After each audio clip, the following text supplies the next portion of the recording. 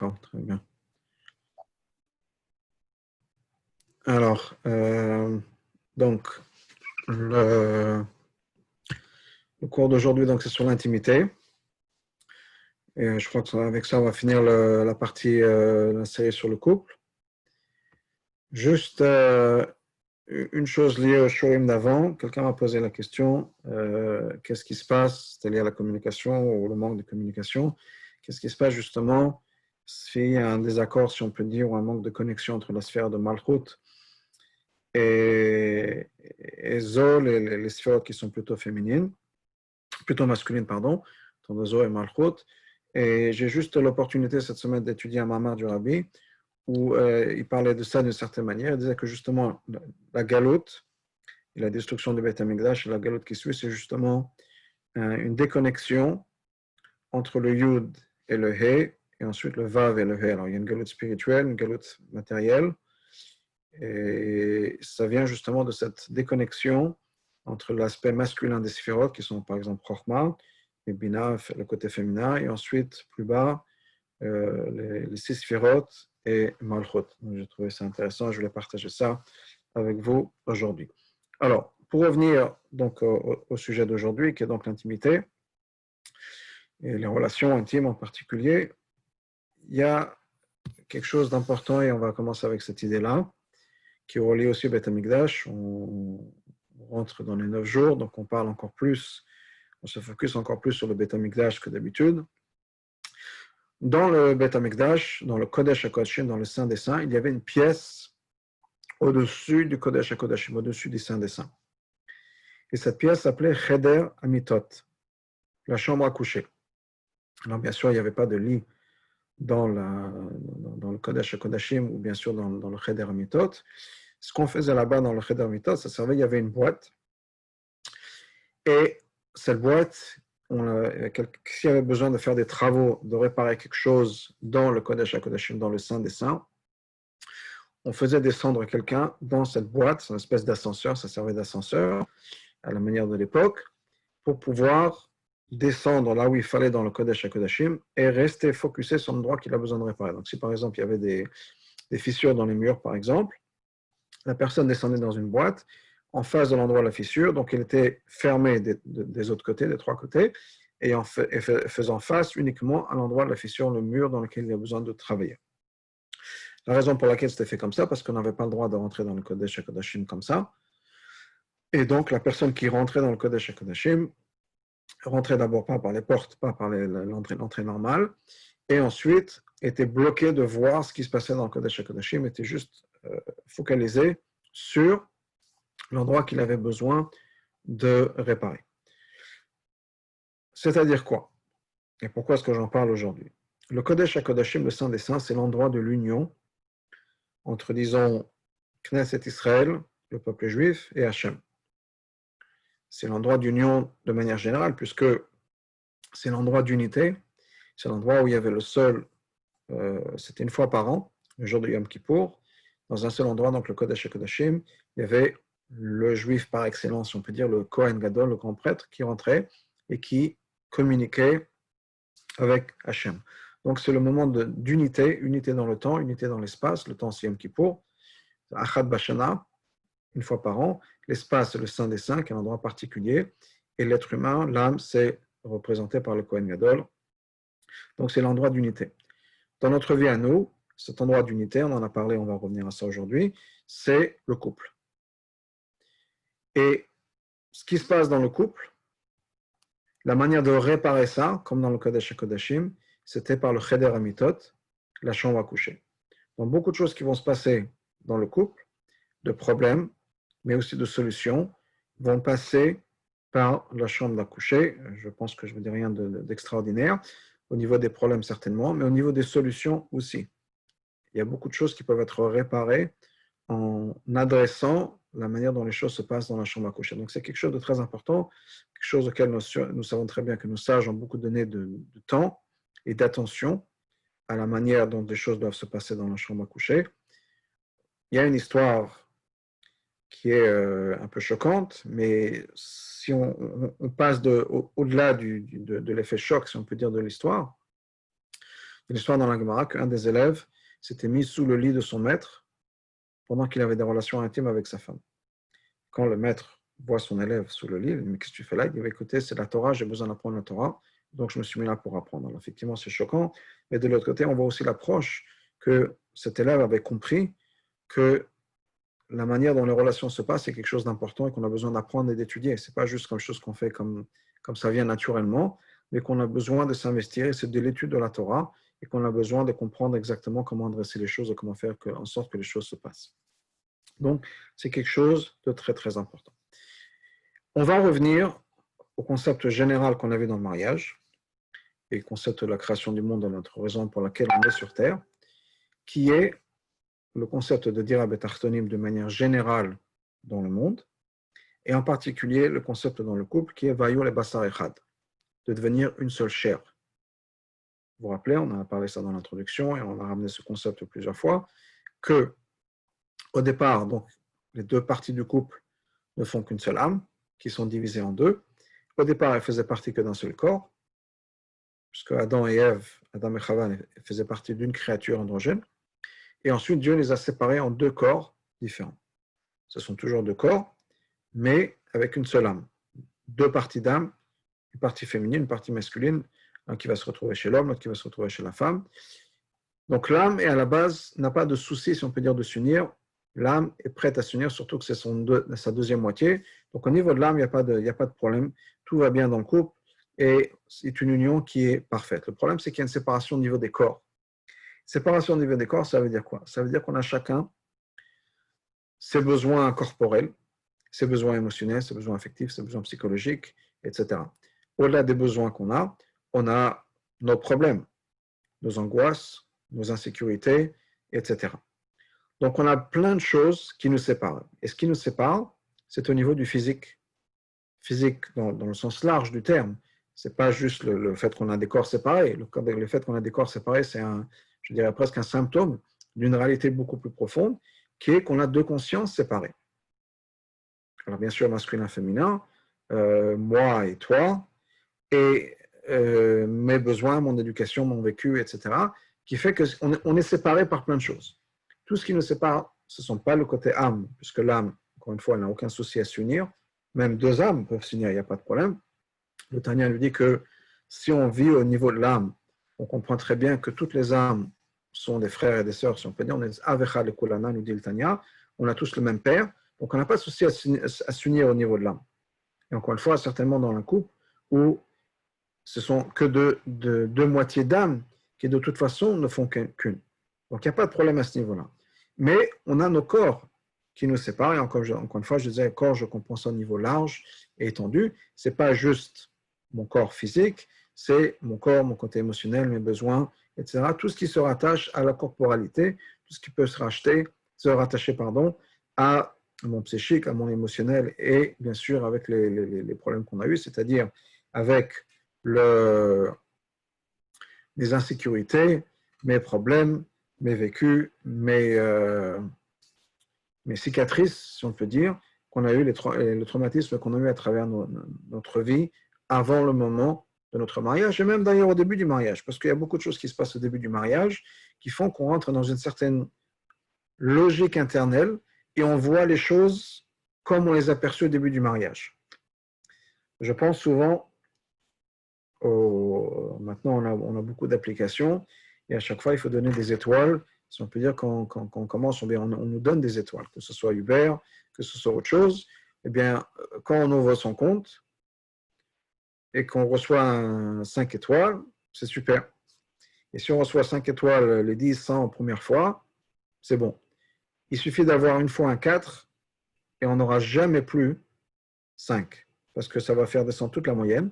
Et à partir de ce moment-là, on sera au maximum à 4,99. À partir du moment où il y a une fois on a perdu quelque chose, on ne pourra jamais revenir au 5.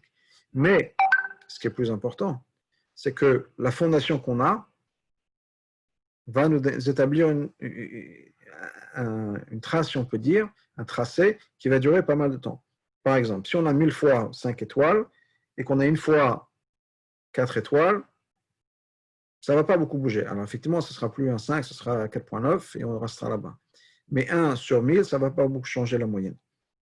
La même chose, si on est arrivé à 4.9, 4.8, et qu'on a 1000 voyages avec Uber, 5000 voyages avec Uber, qu'on ait reçu une fois un 1 ou un 2, une étoile, 2 étoiles, ça ne va pas changer grand-chose. Mais quand on commence, si on commence à 5 et que le trajet d'après, on a 1 ou un 2, bah, tout de suite, ça nous fait passer de 5, ça nous ramène à, je ne sais pas, 2.5, 2.6. Et donc, on change beaucoup. Pourquoi? Parce que quand au début, on n'a pas beaucoup d'expérience, si on peut dire, chaque chose a un impact très profond. Au début du mariage, la première année du mariage ou les premières années du mariage ou les premiers mois du mariage, on se bâtit un scénario, si on peut dire, de mon conjoint, de ma conjointe, et qui va avoir du mal à changer. Donc, au début, peut-être qu'on commence avec un 5, mais la première dispute qu'on a pendant la semaine des Shabbat B'chot, pendant le premier mois, etc., tout de suite, ça va remettre tout en doute. Plus que si on est marié pendant 30 ans et que tout va bien, et puis tout d'un coup, on se dispute. Bon, si tout va bien pendant 30 ans et qu'il y a une petite histoire qui s'est passée, ça ne va pas changer tout. Mais si on vient de se marier depuis une semaine et tout d'un coup, il y a une histoire qui vient de se passer, ça va remettre plein de choses en question. Et mon scénario, les étoiles que je donne à mon époux et à mon épouse, ben, au lieu d'un 5, on passe tout de suite à un 2,5. Et ce sera difficile de remonter la pente. Parce qu'on va construire mon image de mon époux, de mon épouse, basée sur ces expériences. Alors, bien sûr, la raison pour laquelle il peut y avoir une dispute, c'est peut-être aussi à cause de moi. Parce que je n'ai pas bien réagi à ce qui s'est passé en face de moi. Ou bien j'ai bien réagi. Dans ce cas-là, on a sauvé quelque chose. Ou bien il y a des choses qui peuvent se passer, on n'est même pas au courant. Donc, il y a plein de choses qui vont faire que on se crée souvent dans sa tête un scénario et qu'on a du mal à changer. Je donne un exemple de choses bêtes, mais qui pourraient avoir une influence ou pas dans le cadre de cet exemple. Il n'y a pas vraiment d'influence. Premier Shabbat après mon mariage, après les Shabbat Bachot, on était au repas de Shabbat vendredi soir et il y a du sel qui s'est renversé. J'ai renversé du sel. Alors, paraît-il que c'est du sel qui se renverse sur la table de Shabbat ou sur la table, il y a une dispute qui va éclater. Bon, ma femme, qui était au courant de ça, attendait la dispute. Le problème, c'est que moi, je n'étais pas au courant qu'il y a une dispute, qu'il y a de cette histoire de dispute qui allait éclater. C'était une information que j'ai ratée. Et donc, je ne savais pas qu'il fallait se mettre en colère, c'est du sel qui s'est renversé. Je n'ai peut-être même pas fait attention. Et il n'y a pas de dispute qui a explosé. Pourquoi? Parce que je n'ai pas réagi. Pas parce que je suis un grand sadique, pas parce que j'ai un contrôle de soi-même. Je ne savais même pas que cette histoire de dispute, etc. Si j'avais su, peut-être que je me serais énervé contre ma femme en disant, voilà, tu vois, à cause de toi, à cause de moi, voilà ce qui va se passer. Effectivement, il y aurait eu une dispute. Et pour moi, j'étais complètement ignorant de ce problème. Je n'y pensais même pas du tout. Donc, il n'y a pas eu de dispute qui s'est passée. Et puis, c'est tout. Fin de l'histoire. Il n'y a eu tellement pas d'histoire que ça, je l'ai appris des années plus tard. Je peux en parler une fois avec ma femme, et voilà, cette histoire est sortie. Donc, pour dire que, bon, tout ça, ce qui se passe, c'est quoi? C'est qu'il y a des choses qui vont s'établir, des couches de compréhension, de manière de lecture, etc., de mon époux, de mon épouse qui vont se mettre en place et qui sont difficiles des fois de changer. On a besoin de communiquer. Ce n'est pas le cours sur la communication. Mais on a la même chose qui va se passer dans la chambre à coucher. Il peut y avoir des choses qui se passent et des fois, ça peut prendre longtemps jusqu'à qu'on découvre qu'il y a un problème. Des fois qu'on pense qu'il y a un problème. Parce qu'effectivement, quand on est jeune, il y a certaines choses qui se passent dans la chambre à coucher et tout le monde est content. Et puis, il peut y avoir une frustration qui se met en place sans trop savoir pourquoi. Puis, à un moment, ça va exploser. Et à un moment, on va tout lire comme ça. Je pense avoir donné l'exemple de ce couple dont un collègue m'avait parlé, bien sûr sans donner de nom. Il m'a dit que donc il y avait ce couple qui sont venus me voir et la femme qui disait au rabbin, voilà, mon mari ne m'écoute jamais. Il ne fait jamais attention à ce que je lui demande. Il dit au début, quand on s'était mariés, je demandais quelque chose. Je demandais, je ne sais pas, il voulait qu'il m'offre quelque chose pour notre anniversaire de mariage. Je lui demandais des boucles d'oreilles. Il ne m'a pas acheté des boucles d'oreilles. Il m'a acheté toute la parure. Alors j'étais bien sûr très contente. Mais après 20 ans, 30 ans de mariage, quelle que soit la durée de leur mariage, et je regarde en arrière, je me suis rendu compte qu'il n'a jamais acheté ce que je lui demandais. Il fait ce qu'il veut. Alors, au début, c'est sympathique quand c'est toujours plus. Il y a une frustration qui se met en place, pour une raison ou une autre, et 10 ans, 20 ans, 30 ans plus tard, quand on fait le compte-rendu, si on peut dire, ou le résumé de tout ce qui se passe, on a une certaine lecture. Que cette dame ait raison ou tort, ce n'est pas le sujet du cours, mais c'est sa perspective de se rendre compte que la frustration, et c'est pour ça que je le ramène, la frustration des fois s'accumule au fur et à mesure des années, il y a une espèce d'échafaudage qui se met en place, et peut-être qu'au début, on n'y fait pas attention. Au fur et à mesure des années, on se rend compte. C'est comme quand on est perdu, on est dans la route et on se perd jamais tout début de 100 km. Au début, on a pris le mauvais tournant. Donc, au lieu de tourner 2 cm à gauche, on a tourné 2 cm à droite. Alors, 2 cm, ça vient des mètres, des centaines de mètres, des kilomètres. Et une fois qu'on se rend compte qu'on est tellement perdu, on dit, voilà, on est perdu. Il faut faire chemin, marche arrière. Mais, au départ, c'était juste un tournant comme ci ou comme ça. Donc, on était sur l'angle et on a changé de quelques degrés. Je crois qu'on arrive très loin. Donc, il y a des choses qui se passent, et certainement dans la chambre à coucher, c'est la même chose. Il y a des choses qui se mettent en place, des habitudes qui peut-être au début, quand on est jeune marié, ça a l'air très sympathique, mais quand les choses avancent, évoluent, on se rend compte qu'il y a peut-être une différence, une certaine frustration. Et donc, la chambre à coucher, c'est le moment donc, de réparer ça. C'est le moment où il peut y avoir bien sûr des dommages qui se passent, des dégâts qui se passent, mais aussi c'est l'occasion de réparer plein de choses qui se passent. En parlant de dégâts et de dommages, c'est plutôt une responsabilité. Et la relation intime, c'est une responsabilité. C'est bien sûr le moment où on a le pouvoir de créer un être humain, de créer la vie, de donner la vie, ce qui nous fait un peu comme Dieu. Dieu donne la vie. C'est aussi le moment où on atteint un certain degré d'infinité. Pourquoi? Parce que Dieu est infini. Et nous, en continuant la génération d'après, ça nous permet de continuer l'espèce humaine et le peuple juif en particulier à l'infinité. Donc on touche un peu l'infini, donc c'est quelque chose de divin, de pouvoir créer la vie et d'infini. Et clairement, on a des responsabilités à prendre, on a des responsabilités à avoir par rapport à ça, donc c'est quelque chose qu'on a besoin de prendre très au sérieux. Et sachez aussi, c'est aussi quelque chose d'important d'apprendre et de savoir, que chaque rapport intime crée une âme. Des fois, cette âme va s'habiller dans un corps, ce sera un bébé, un nouvel être humain qui va venir sur Terre. Des fois, l'âme reste une âme spirituelle, mais à chaque rapport intime, on crée une âme. Donc, c'est quelque chose à prendre en considération et à prendre sérieusement. Est-ce qu'on veut que l'âme, ce qu'on a créé, soit la meilleure possible, l'âme possible, ou bien d'avoir créé une âme qui ne conviendra pas, qui sera créée avec des défauts, etc. Donc, c'est un moment de grande responsabilité et un moment qui est très important. Et c'est bien sûr pour ça que nous avons tout un tas de règles et de lois qui ont été données par nos chachamim, par nos sages. Et je me sers bien du mot de sage. Des fois, on parle dans la Torah de Chazal, ou bien de Razal, Rabotenu zichronam livracha, ou Chachamenu zichronam livracha. Mais nos sages, quand on se sert du mot sage, c'est parce que c'est de la sagesse. Quand on se sert de quelque chose de tradition, qui était transmis par la Torah, etc., de spirituel, on parle de Rabotenu, Razal, Rabotenu zichronam livracha. Quand on parle de Chazal, Chachamenu zichronam livracha, c'est parce qu'il s'agit de la sagesse. Ce n'est pas juste du spirituel, c'est de la sagesse. Ils ont compris quelque chose de spirituel et il y a une grande sagesse dans ce qu'ils nous ont dit. Et c'est des conseils qu'il est bien de suivre, qu'il est recommandé de suivre parce que ça va nous amener à une vie de couple heureuse et épanouie pour les deux. Et donc, gardez tout ça en tête. On va y revenir un petit peu sur les lois. Brièvement, ce n'est pas non plus un cours sur Tarat HaMishpacha, mais c'est des choses à garder en tête que nos sages nous ont donné ces guides pour savoir comment approcher justement ces relations et ces rapports intimes. Donc je reviens à ce qu'on disait tout à l'heure.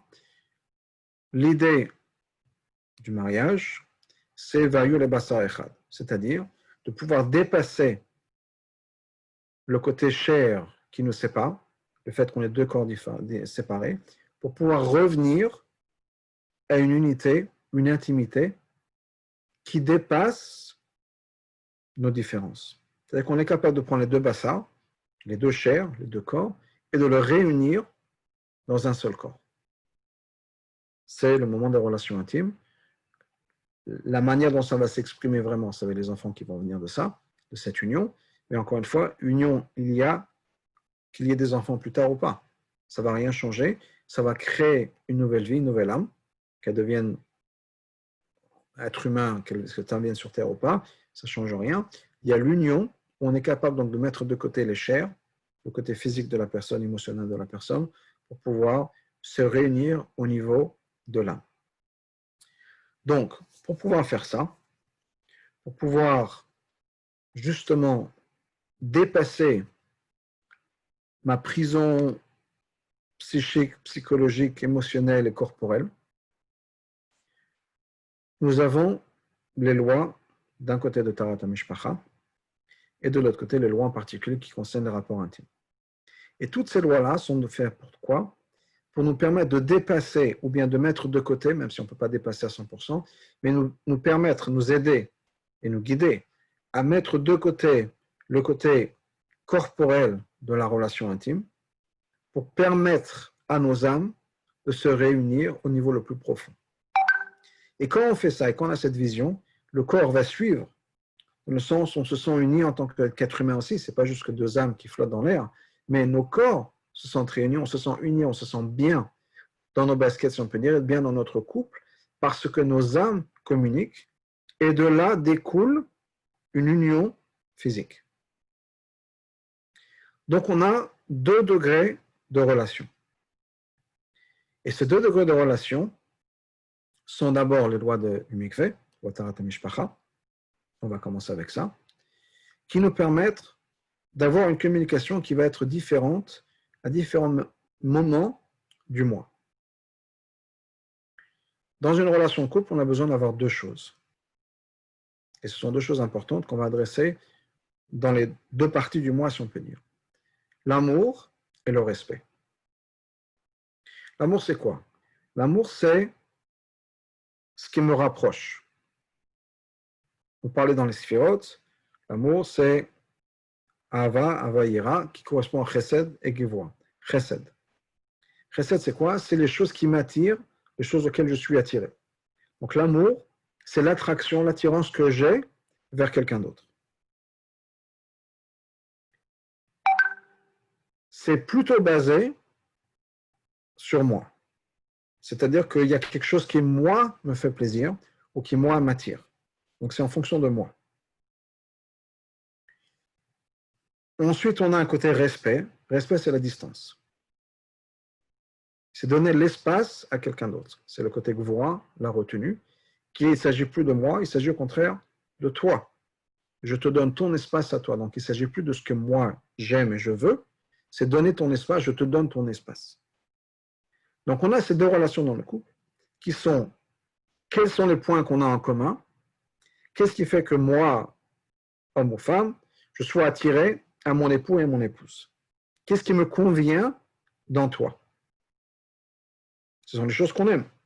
J'aime quand tu t'habilles comme ça, j'aime quand tu fais ci, j'aime quand tu fais ça, j'aime qu'on ait les mêmes goûts dans la musique, j'aime qu'on ait les mêmes goûts dans le restaurant, j'aime qu'on veut partir au même endroit en vacances. Okay? J'aime, c'est quoi? C'est les choses sur lesquelles on est similaires. Les choses qui nous rattachent, qui nous lient ensemble. Généralement, c'est le moment dans le mois où on peut être ensemble.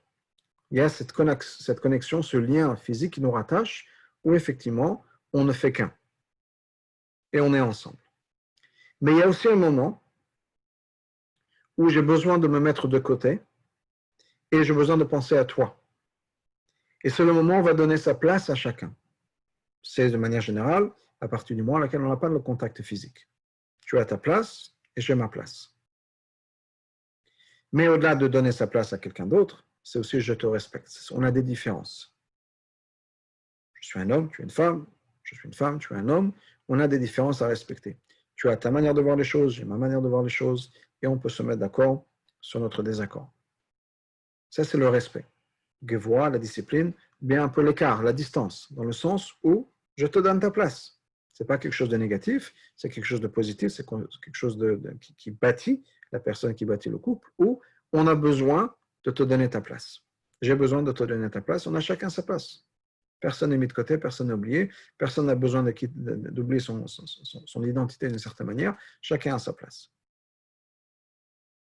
Et c'est toujours cette relation d'avoir de distance, de rapport et de distance qui va créer le lien, l'attraction physique bien sûr, le lien intime, dans le sens où on se comprend et chacun a sa place et chacun est respecté, mais en même temps, il y a une partie amour.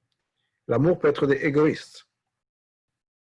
Un des exemples de ça, ça peut être l'amour des fois des enfants par rapport aux parents, qui vont réveiller papa et maman à 3 heures du matin. Pourquoi? Parce qu'ils veulent.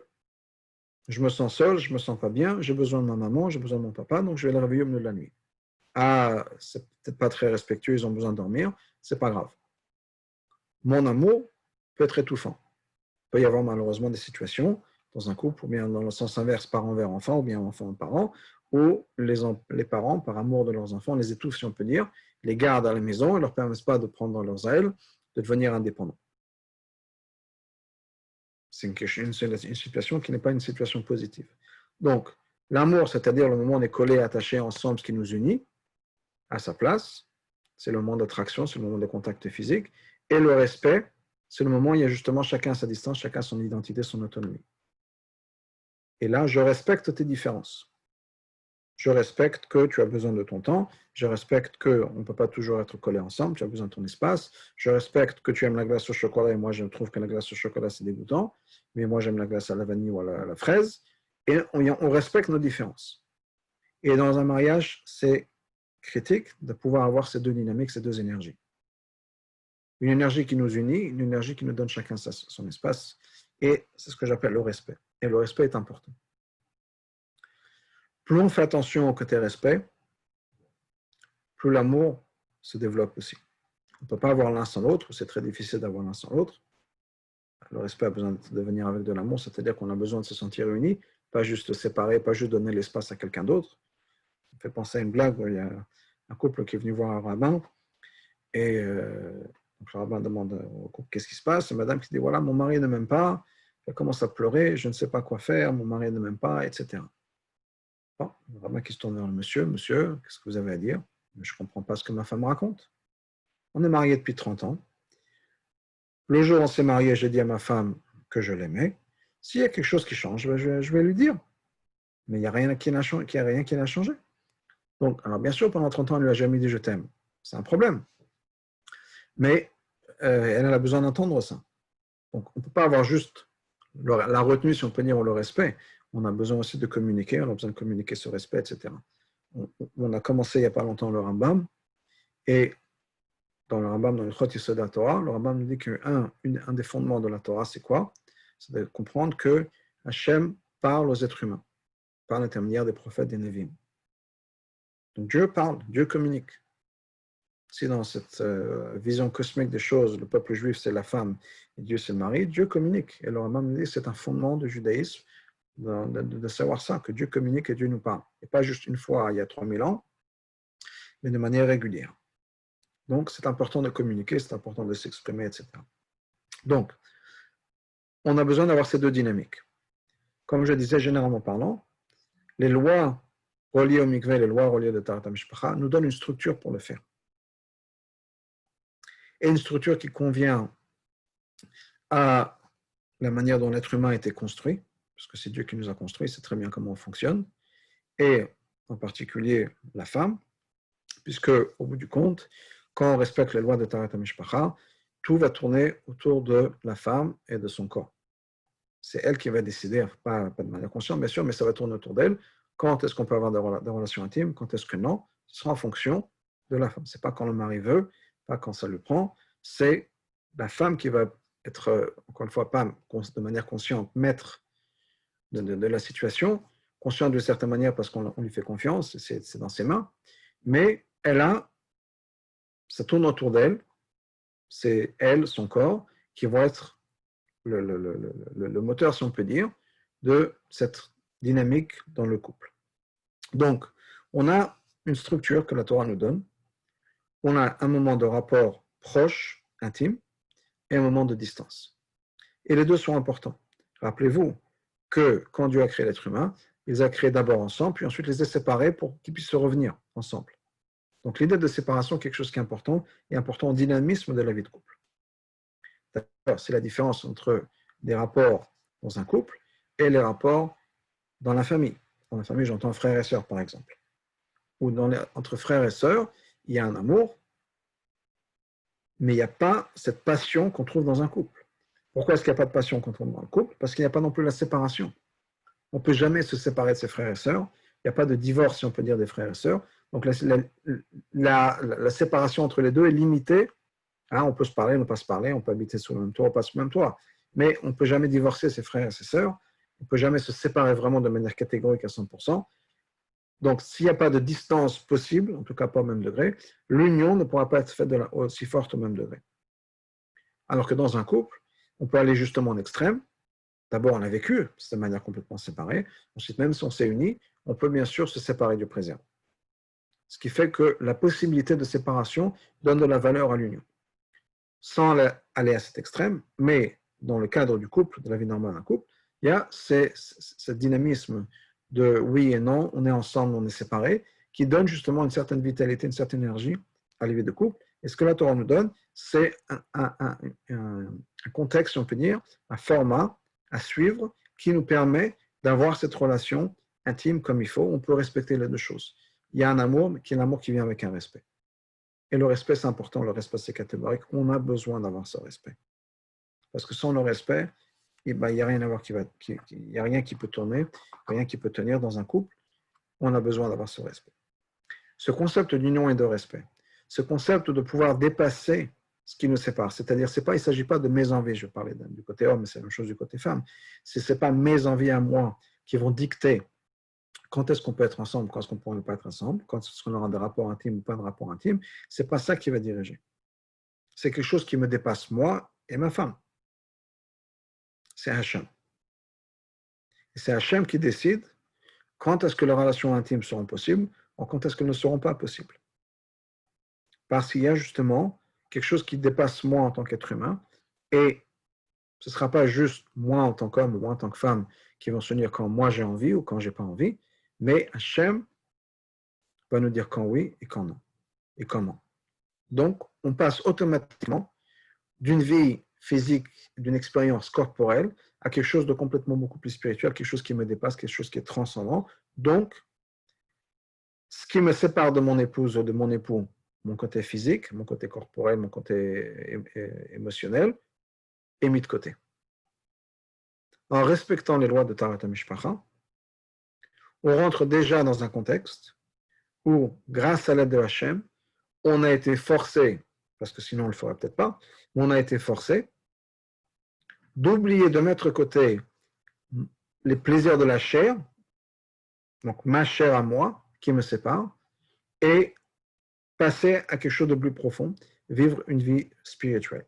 Donc automatiquement, déjà à ce niveau-là, on a réussi, si on le fait comme il faut, à s'unir, parce que ce qui nous sépare, donc le côté physique des choses, a été mis de côté. Ce qui va recréer, bien sûr, quand on se retrouve ensemble, une union beaucoup plus profonde. Parce que ce n'est pas juste une union où, encore une fois, j'essaie de me faire plaisir et chacun dans la chambre couchée est en train de penser à soi et son plaisir à soi personnel. Mais déjà, par la force des choses, par la nature des choses, on est rentré dans une situation où c'est Dieu qui va nous unir. Et bien sûr, après le mikvé, qui rajoute encore une autre étape tellement plus profonde et tellement forte à cette relation, où encore une fois, ce n'est pas juste je prends une douche comme tous les jours, et puis voilà. Il y a quelque chose de beaucoup plus profond, de beaucoup plus fort dans le mikvé. C'est le fait qu'on se soumet complètement à Dieu, on change d'élément, on rentre dans l'eau, on se couvre d'eau, on n'est plus dans un monde où on peut respirer, on n'est plus sur la surface comme on peut respirer, on est dans un monde complètement qui nous entoure de tous les côtés, un monde qui est étranger à nous, puisqu'on ne peut pas respirer sous l'eau, mais on se donne complètement à Dieu sous cette eau-là pour pouvoir se permettre de s'unir. Donc on a quelque chose de très profond qui se passe dans cette structure générale des lois de Tarat HaMishpacha. Au-delà de ça, nous avons des lois dans Shulchan Aruch, qui nous sont données encore une fois par nos Chachamim, qui est comment avoir ces rapports-là. Et on va retrouver, c'est le concept dont j'ai parlé aussi. C'est-à-dire que d'un côté, on va essayer de mettre de côté tout ce qui est physique, corporel, qui est une distraction entre l'union de ces deux âmes. ou de ces deux moitiés d'âme. Quelles sont les choses qui sont importantes ou quelles sont les choses avec lesquelles nous expériençons cette relation humaine? C'est les yeux, c'est la bouche, le parler, les oreilles, etc. Ça, ce sont des facultés physiques qui fait que j'ai un plaisir à voir certaines choses, j'ai un plaisir à voir mon mari, j'ai un plaisir à voir ma femme, mais si je me focus sur la beauté du corps de la personne avec qui je suis, mon focus n'est plus sur l'âme, mon focus redevient sur du physique. Ça fait plaisir de voir mon mari, ça fait plaisir de voir ma femme.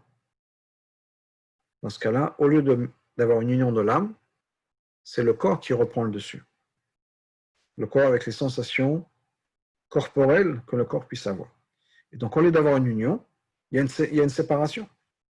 Puisque maintenant, il s'agit de ce que moi je vois. Donc, c'est plus qu'on est en train d'oublier de mettre de côté ce qui me fait différent de mon époux, de mon épouse. Au contraire, c'est renforcer mes capacités corporelles, mes capacités physiques, et mettre de côté le spirituel qui pourrait m'unir avec mon époux et mon épouse. Donc, je suis encore plus moi, alors que j'essaie de m'unir avec mon mari ou ma femme, je deviens encore plus moi, je essaie de me faire encore plus plaisir et de me plonger dans quelque chose qui me donne à moi une satisfaction et pas nécessairement à l'autre. Et c'est pour ça que les Chachamim nous ont dit qu'on va essayer d'éliminer toute cette stimulation physique et corporelle. Et donc, ils nous disent, au moment de l'union, pas de lumière. Parce qu'encore une fois, si je me focus sur le côté corporel des choses, il n'y a plus d'union. Au contraire, je me détache, je me sépare. Donc, on a ça. Je vous donne un exemple, et j'espère que c'est un exemple qui sera utile. Dans le monde chassidique, et chez Chabad en particulier, il y a le concept de Yechidut. Yechidut, c'est l'union. Yechidut, ça vient du mot de Yachid, s'unir, entre un rabbi et son chassid. Union dans le sens où c'est deux âmes qui se connectent, au plus profond d'elles-mêmes, au niveau de Yechida. Donc, c'est deux Yechida qui se connectent. Donc, ce n'est pas juste un rendez-vous, c'est vraiment une connexion profonde entre un rabbi et son chassid, un chassid et son rabbi. Dans le monde Chabad, Yechidut avec le rabbi, généralement, en tout cas pour les chassidim, ça se faisait debout. C'est-à-dire que le rabbi était assis, mais le chassid qui rentrait restait debout, ne s'assied pas. Et il y avait une fois un certain chassid qui est rentré chez le rabbi, et la Yechidut a duré pas mal de temps.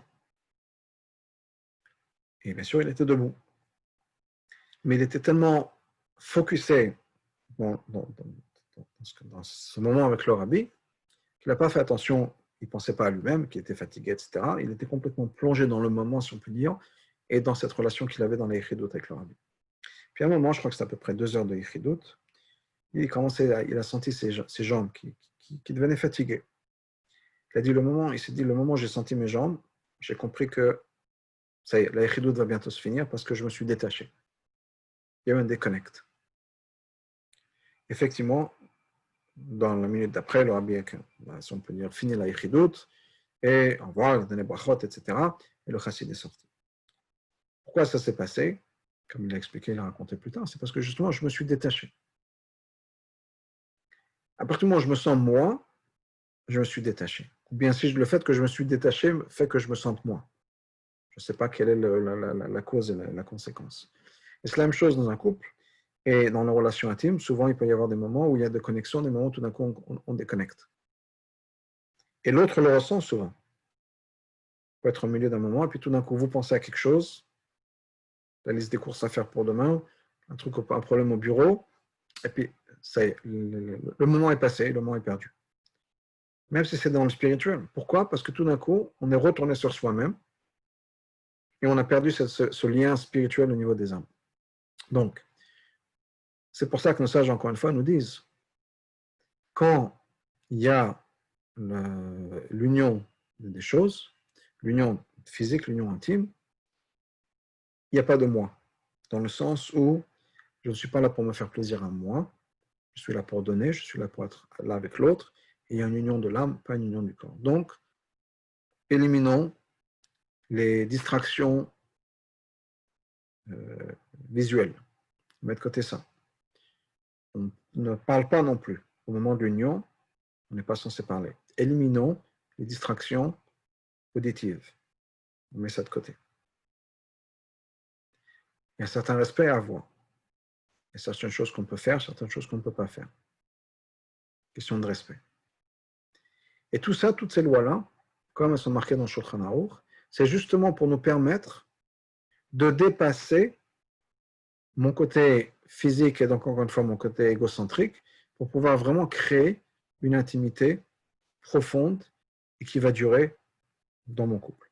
Pas juste au moment de l'union, mais qui va durer à travers le reste du temps. Donc ce sont des moments profonds, des moments importants d'union, et c'est pour ça que toutes les lois qui sont marquées dans Shulchan Aruch ont leur place et sont importantes. On ne va pas passer par toutes les lois maintenant, mais tout ça, ce sont des choses qui sont importantes à comprendre et réaliser, adapter dans sa vie. Parce que tout ça nous donne justement le cadre dans lequel on peut vraiment créer une union profonde et une intimité profonde, une intimité qui va durer. Et encore une fois, c'est quelque chose qu'on construit, qu'on bâtit le reste du temps aussi.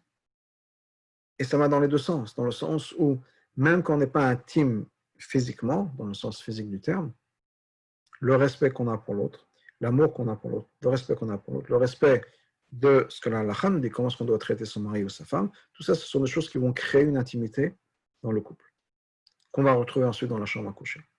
Mais des fois, on voit le comportement des gens et on peut imaginer que le comportement aussi continue comme ça ou bien commence dans la chambre à coucher. Et donc, dans ce cas-là, la femme perd le respect pour son mari parce qu'il fait des choses, il lui demande des choses qu'elle ne veut pas faire et qu'elle se demande comment est-ce qu'il a pensé à des choses pareilles. Des fois, ça peut être le contraire. Et donc, on a perdu le respect pour l'autre. Donc, c'est important de respecter tout ce que nos sages ont dit. Encore une fois, c'est une sagesse profonde qu'ils ont partagée avec nous pour le respect, pour l'amour, qui va permettre justement cette intimité dans le couple. Quelque chose de très important. Et bien sûr, comme les sages nous disent aussi, ça a un impact sur les enfants. Alors, il y a des enfants qu'on voit, il y a des âmes qui ont été créés qu'on ne voit pas, mais il y a certainement un impact très profond que ça va avoir sur les enfants, etc. aussi, comme les sages nous disent. Un autre point, et les sages ont compris ça, nous ont partagé, c'est que ce qui se passe au moment de la conception d'un enfant a un impact très profond sur l'enfant.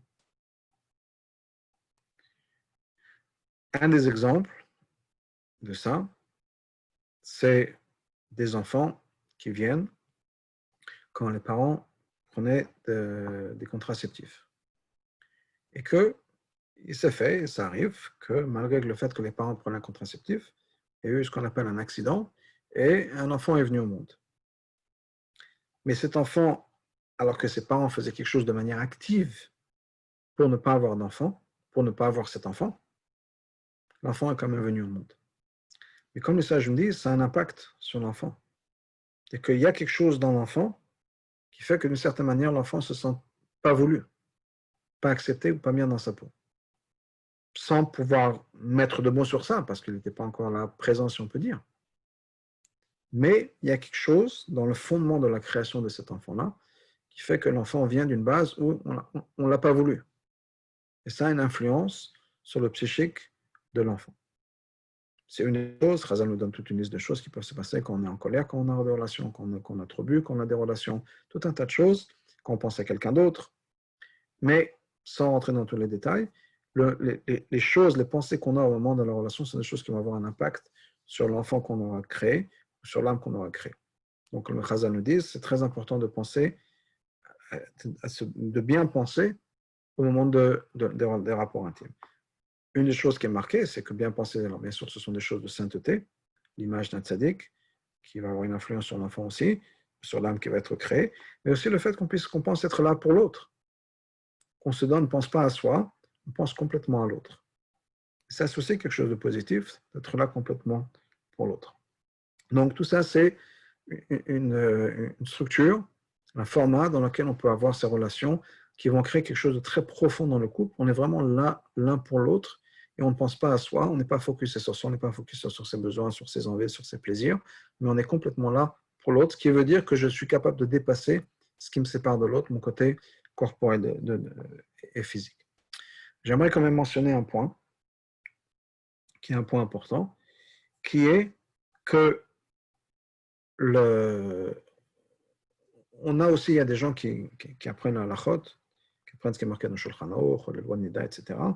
Et des fois, ça devient quelque chose de très lourd et de très pesant, où ils sont complètement focusés, au lieu d'être focusés à avoir de manière relaxe, si on peut dire, sur le rapport intime qu'on a sur le clan, ils sont complètement, c'est presque s'ils avaient un livre avec une liste de choses, ok, est-ce que j'ai bien fait ci, est-ce que j'ai bien fait ça, et ils cochent à chaque fois, est-ce que j'ai bien fait telle et telle boîte, etc. Et il y a tel ségoula que j'ai vu dans tel site, et il y a quelqu'un, mon ami, qui m'a donné une autre ségoula à faire, est-ce que je suis en train de bien penser à tout ça?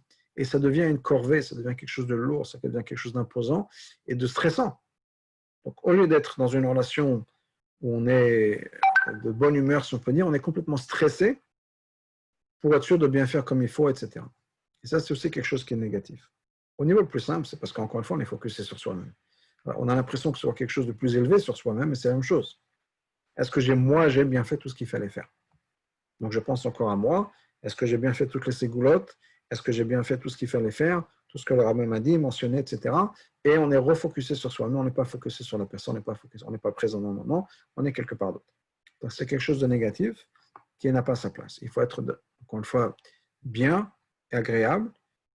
L'idée, c'est d'être un mensch, si on peut dire, bien se comporter, c'est-à-dire quoi bien se comporter? Être là pour l'autre.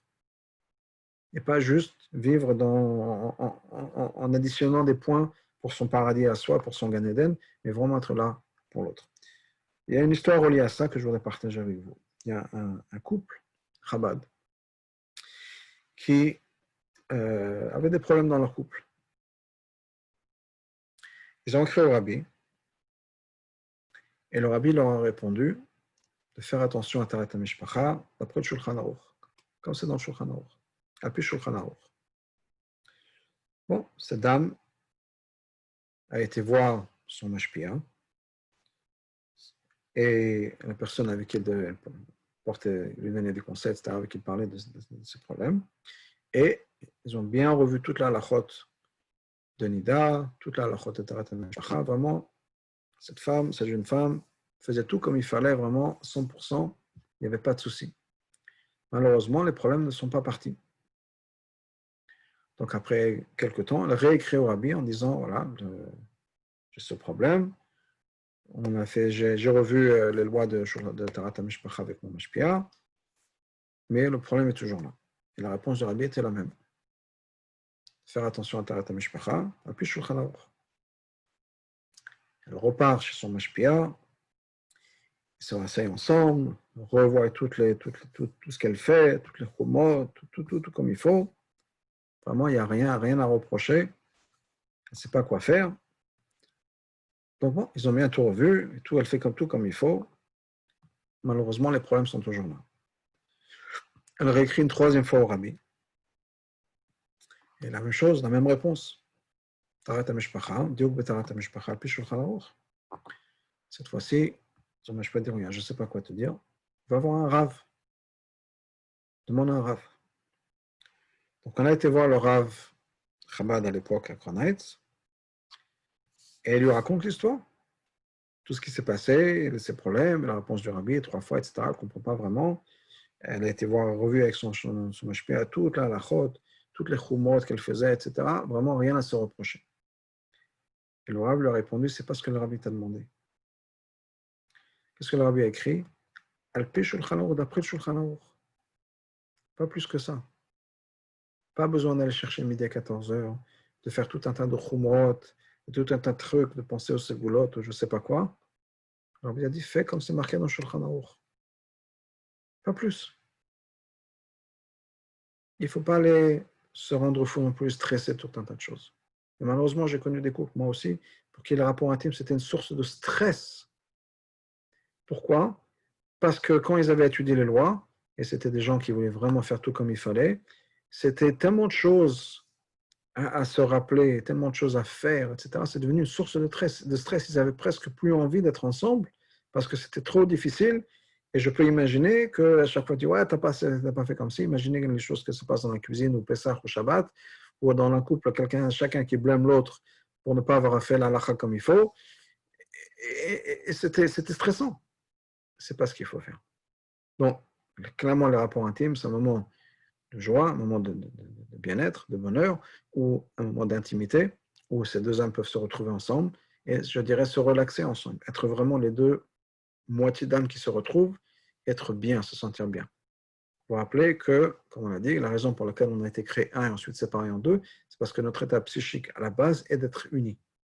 Donc on a besoin de se retrouver unis avec son époux et son épouse. C'est comme ça qu'on se sent bien, c'est comme ça qu'on est unis. Donc on a besoin de pouvoir retrouver cette réunion sans le stress, au contraire juste dans le plaisir, dans la joie, sans avoir besoin de trop y réfléchir et de trop se prendre la tête. Donc un point important à garder en tête. Et voilà. Et donc c'est ce moment d'union où on essaie de mettre de côté toutes les distractions, on est vraiment là pour l'autre. Voilà. Je vais m'arrêter là. Si il y a des questions, on peut prendre les questions. Est-ce qu'il y a quelqu'un qui a des questions? Je ne sais pas si je peux ouvrir les micros. Non, mais ouvrez vos micros si vous voulez. Ouverts, hein, les micros sont ouverts. Les micros sont ouverts, ok. C'est des gens qui ont des questions. Non, ok. C'est Bon, parfait. parfait. Ok, ben, merci à tous et à Très toutes. bien, merci. Merci Vous Israël. attachez, Que de voilà, bonnes sur choses, la de prochaine. bonnes nouvelles. Amen. Kol tov. Très bien.